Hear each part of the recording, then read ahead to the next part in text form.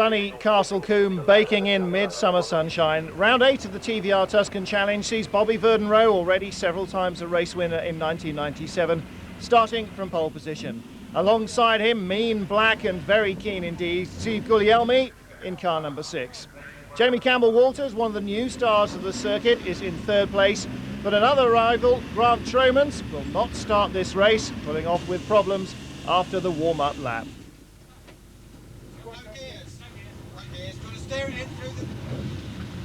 No gears then, so Grant Tromans back into the paddock. Hopefully he'll take race 2's start, but from the pole position, Bobby Verdenroe heads them away, and they fan out 3 abreast. The lime green car of Martin Short coming around the outside from his 4th place starting position, and looking to make it up into the lead if he can.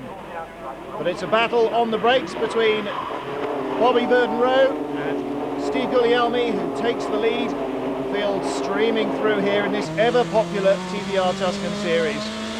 Matt Doman starting on the outside of row 10 of the grid, shows us what it looks like in the midfield on this first lap of Castle Combe. Well, the action is always fast and furious. One of the Barclays Finance cars off in the grass already, bouncing around and hopefully rejoining as we ride with James Stevenson.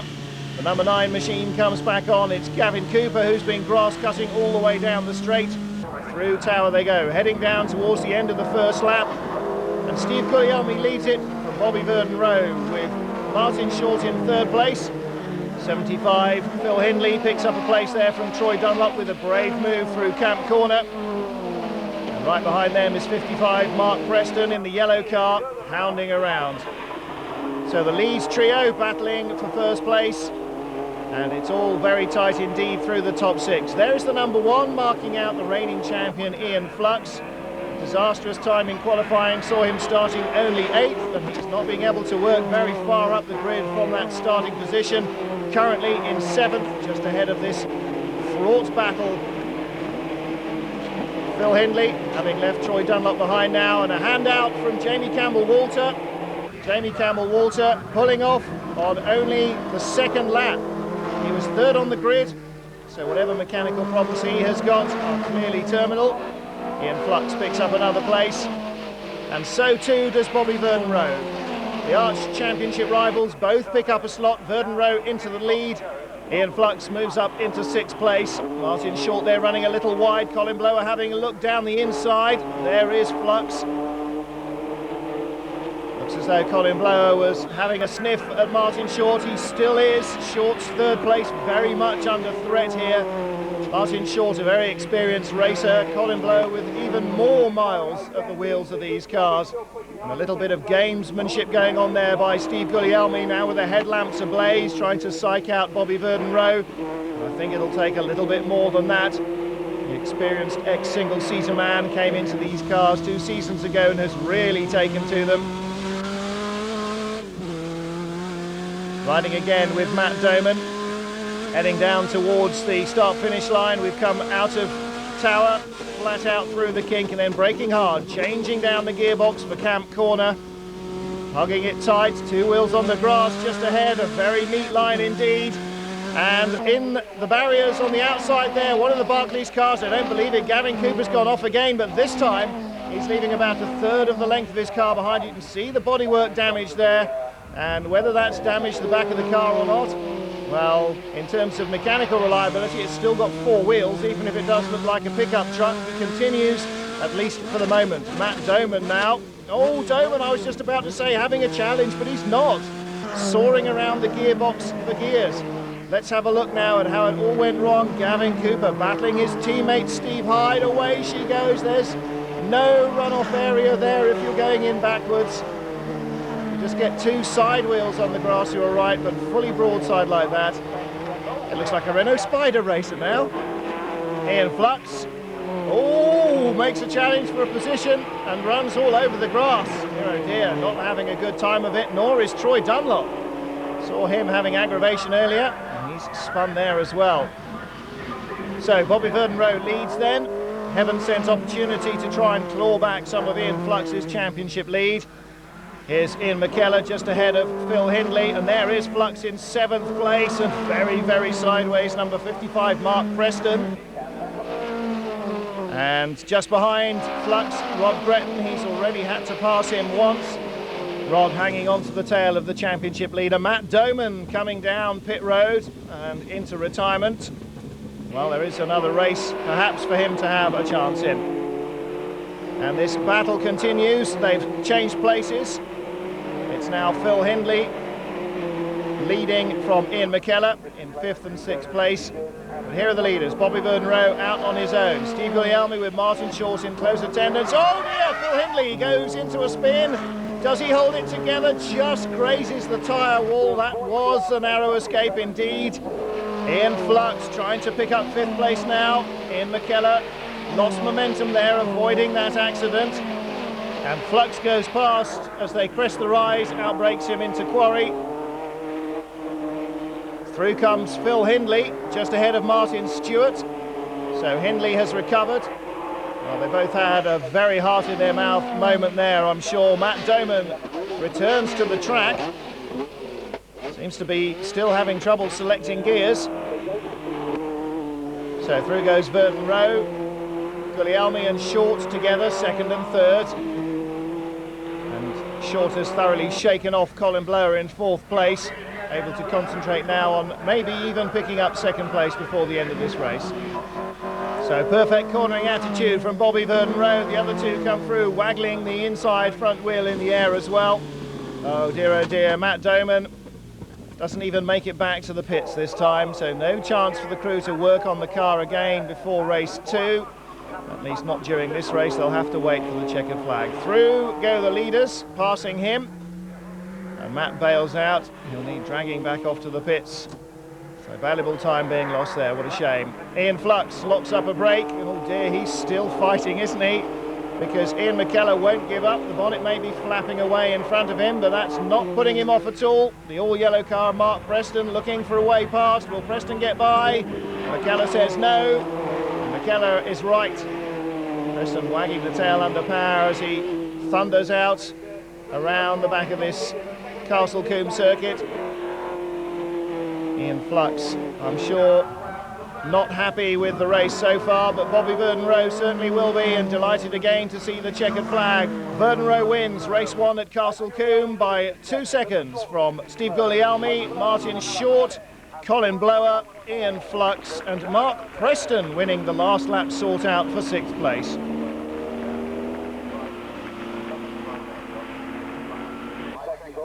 Round 8 of the TVR Tuscan Challenge at Castle Combe, the 2nd race of the afternoon. Bobby Verden-Rowe on pole position from Steve Guglielmi as they started and finished the last race.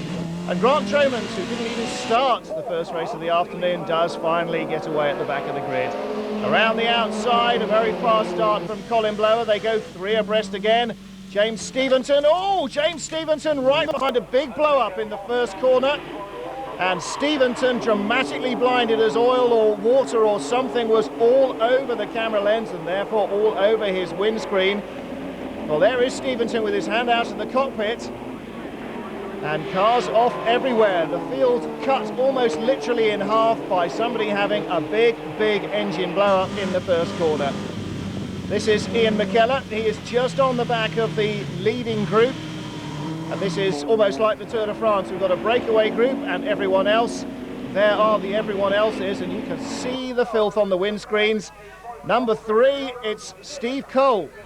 Steve Cole at the side of the road with a very smoky bonnet. And everybody else having oil removed from their windscreens. Well, here goes the field, heading up towards the first corner. And big haze in the middle of the pack. Steve Cole spinning on his own oil, and bits of engine or gearbox rolling down the grass on the right-hand side as everybody scatters to avoid the stricken machinery. Riding with Ian McKellar now, chasing Rod Breton. Oh, it's getting very tight indeed. Oh, how did he find a way down the inside there? That's classic stuff at Camp Corner there. Ian McKellar with the checkered noseband on his yellow car. Rod Gresham, the pink car, Ian Flux right behind them. Well, unbelievably, the race has been allowed to continue, despite oil all over the track and all over some of the cars, and bits of car flying up and hitting some of the other vehicles from that first corner incident. The race continues, so the leaders power on, and it's up to the rest of the field to try and catch them up. And the way they're battling each other here, that might not be impossible. Ian Flux moves down another slot there as number 75, Phil Hindley, goes past him.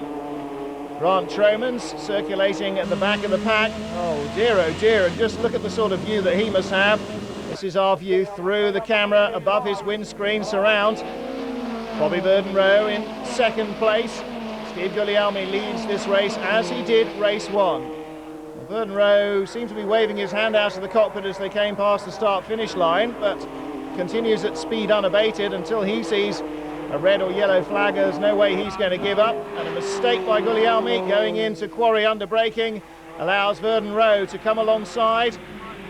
Flame spitting on the down change, he moves up into the lead. Ian Flux passes our cameraman, Ian McKellar. Ian McKellar returns the compliment. And Steve Guglielmi feeling the pressure now. Colin Blower on a charge. Colin Blower third, Martin Short fourth. There's Flux, there's Flux, there's Flux. This is all very close, exciting camera action. And Flux now seems to have made his move stick. They come down to Cam. Is this going to be a dive up the inside? Not this time. Flux was just far enough ahead. So through comes Burden-Rowe. Second still Guglielmi. And Martin Short pressuring Colin Blower. And Flux is moving up through the pack at a decent rate in this race. Past Troy Dunlop he goes. Ian McKellar lining up the number 4 machine. Trying to get good drive out of the corner, see if he can come alongside. Hand out of the window, Troy Dunlop pointing to the right. McKellar goes to the right. Through he goes. Very sensible driving from Dunlop. And a thank you gesture out of the window by Ian McKellar as well. Flux now really working hard to pick up lost places. Tim Hood is his next victim. He moves alongside. No, he doesn't. Not there. Bobby Burden-Rowe comes through Camp. So too does Guglielmi, then Blower, then Short. And this time, Flux is through. Into 5th place he goes as Hood runs wide. Hood down to 6th. So Flux really picking up the places now. Started this race in 5th place and dropped right down at the start. Another lock-up by Guglielmi drops him further away from the tail of Burden-Rowe. Flux in 5th, and the battle ahead of him, Short and Blower, should help him catch up with that scrap there. They go for 3rd place. A little lock-up for Flux. No, a big lock-up for Flux. Flux is off again. Twice off onto the grass in 2 races at Castle Combe. This is not one of Ian Flux's better weekends. There's our cameraman then, McKellar, and 2 spots back. Flux rejoins. Well, he really is having a dreadful time. Getting very sideways there. Alistair McKeever in the number 90. Arm out of the cockpit. No mistaking that signal. I've got a problem, he says. Yes, indeed, he certainly does. No problems, though, for the leader. Through he goes. Oh dear, Ian Flux's move on number 75, Phil Hindley, is being eagerly anticipated, or keenly anticipated, by Hindley, and Hindley is trying to block every possible avenue of opportunity. Hindley a little off the mark as they come up to Quarry, but holds off Flux. He's gesturing inside the cockpit. Not quite sure what that was intended to suggest. Perhaps that he knows Flux gave him room there rather than risk contact. Certainly the door was ajar, but Ian Flux needs the points more than he needs an impact. Well, impact there at the front. Ian McKellar, his camera there being used to help barge his way through past the 26 machine of Tim Hood. Bobby Burden-Rowe now with a comfortable margin. Steve Guglielmi in 2nd, and still Colin Blower fighting off Martin Short. Then McKellar, then Hood, then Hindley, then Flux. So Flux in 8th and still jinking around, looking to put pressure enough on Hindley to make it 7th. But Flux has now got a solid 3-car train of TVRs ahead. He's really looking aggressive this time, though. down into Quarry. Does he force Hindley wide enough? No, again he doesn't. Oh, very broadside, massive darkies as Hindley has to get on the power to correct the slide very early. Well, he's still on the power enough to stay ahead of Flux as they go through Old Paddock, heading off down towards Tower through the long left-hand kink that is Hammer Down. Just 2 more corners to go to sort it all out, but they've elapsed for Bobby Verdon Rowe. The checkered flag waits for the second time at Castle Combe. Double victory for him. Steve Guglielmi second again. Colin Blow a third from Martin Short, Ian McKellar and Phil Hindley. Flux having to settle for 8th this time. And listen to Ian McKellar's engine. He only just made it, which is more than Jamie Campbell-Walter does. Oh dear, this will be a weekend that he'll be glad to forget as soon as possible.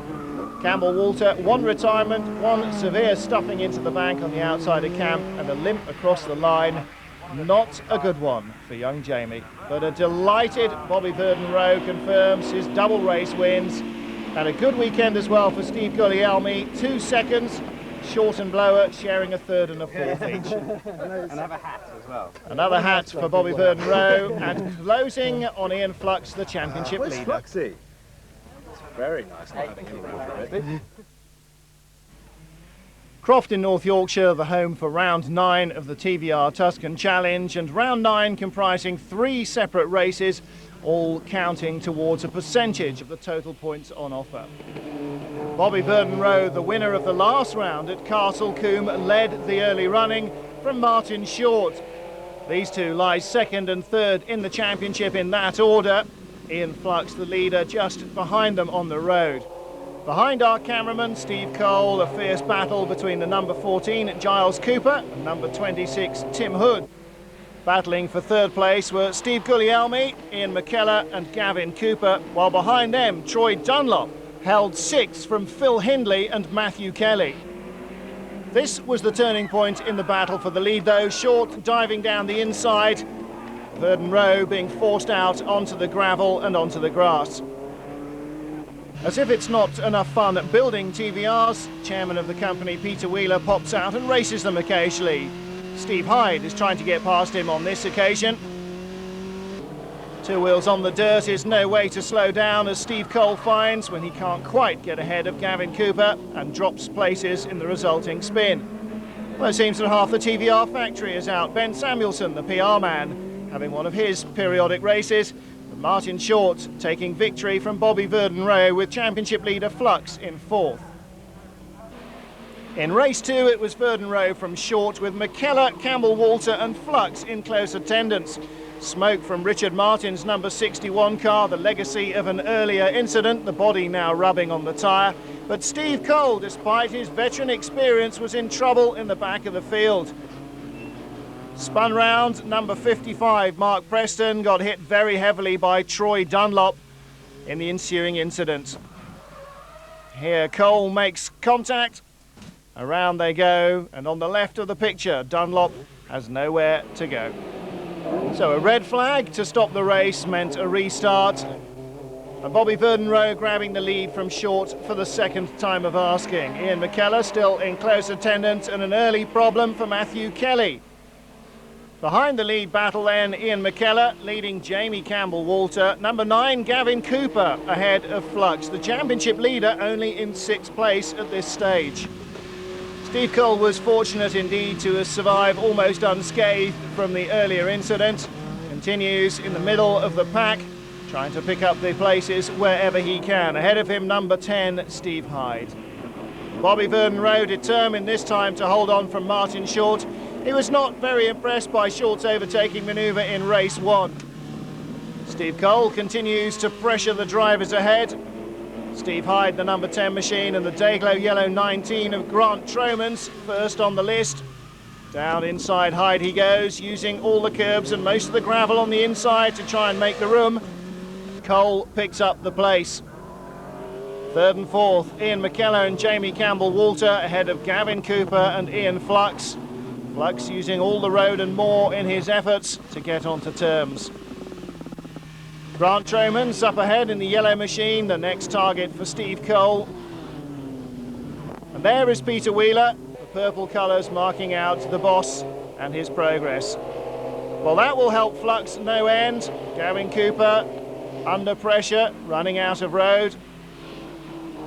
And Flux now up to 5th place behind this seesaw battle. Off into the gravel goes George Purdy, the number 7 machine.